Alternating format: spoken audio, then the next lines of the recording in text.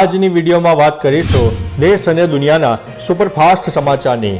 સૌપ્રથમ વાત કરીએ તો ભયંકર અકસ્માત, 61 પ્રવાસીઓના થયા છે મોત। લિબિયામાં ભયંકર અકસ્માત સર્જાયો છે। જહાજ ડૂબવાથી 61 પ્રવાસીઓના મોત થયા છે, જેમાં અનેક બાળકો અને મહિલાઓનો સમાવેશ થાય છે। આ ઘટના બાદ લિબિયાનું તંત્ર ખડેપગે કામ કરી રહ્યું છે।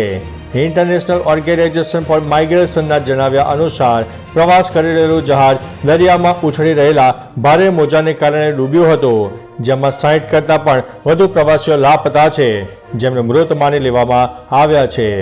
અન્ય મહત્વના સમાચારની વાત કરીએ તો જાણો સુરતના નવા એરપોર્ટ ટર્મિનલની વિશેષતા।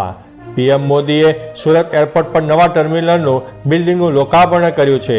આ ટર્મિનલમાં પિકઅપ અવર્સ દરમિયાન 1200 ડોમેસ્ટિક અને 600 ઇન્ટરનેશનલ પેસેન્જર્સ હેન્ડલ કરવાની ક્ષમતા છે, જેમાં પીક અવર દરમિયાન યાત્રીઓની ક્ષમતા વધારીને 3000 સુધી કરવાની જોગવાઈ છે। આ ટર્મિનલનો નિર્માણ ખર્ચ 353 કરોડ રૂપિયા થયો છે।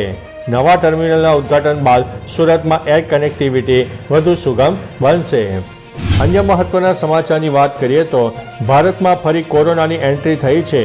2 લોકોના થયા છે મોત। કેરળમાં 79 વર્ષીય મહિલાના સેમ્પલમાં કોવિડ-19નો સબ વેરિયન્ટ JN1 મળી આવ્યો છે।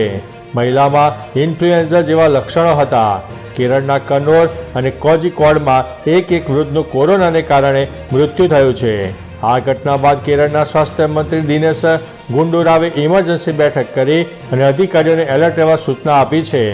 આ સિવાય કેન્દ્રીય સ્વાસ્થ્ય મંત્રાલય પણ દરેક પરિસ્થિતિ પર નજર રાખી રહ્યું છે। તો ચાલો મિત્રો, ફરીથી દેશ અને દુનિયાના સુપરફાસ્ટ સમાચાર લઈને મળતા રહીશો। ત્યાં સુધી અમને રજા આપશો। નમસ્તે।